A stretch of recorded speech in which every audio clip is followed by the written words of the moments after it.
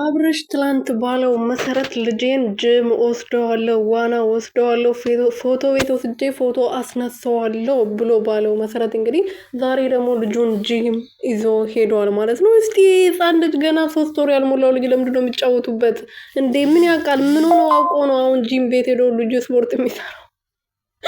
ወይኔ ወደኔ ደግሞ አባቴ በጣም ነው የምታዝናኑት የምር ማለት ነው። እና አብርሃም ዛሬ ደግሞ ምንድን ነው የመሰለው እንዴ? ምን ሆናል አንተ ሰውዬ እንዴ? ምን ሆናል? ኧረ ተው ተው ተው፣ ሄርሜላን ይሄንን እንዳታየው። አይ ያው ብዙ ጊዜ ለነገሩ ምን ዋና ውስጥ ስትጨፍሩ ነበር እንዴ? አይ የሷ ለኔ ኖርማል ነገር ነው። እና የኔ ሸበላ የኔ ጠንበለል እያለችክ ነበረ። ለካ እሷ ይሄንን አይታ ነው። ወይኔ እናቴ ድረሺ። እና ልጁን ባይጫወቱበት ጥሩ ነበረ። ዛሬ ደግሞ እንግዲህ እንደምታዩት ጂም ይዞት ሄደዋል። እሱም ጂም ገብቶ ስፖርት እየሰራ ቪዲዮ ቲክቶክ ላይ ለቆ ነበረ።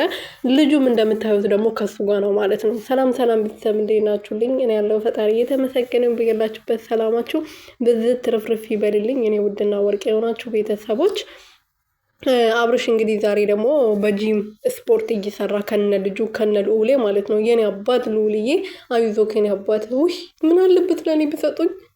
ኦ ማይ ጋድ።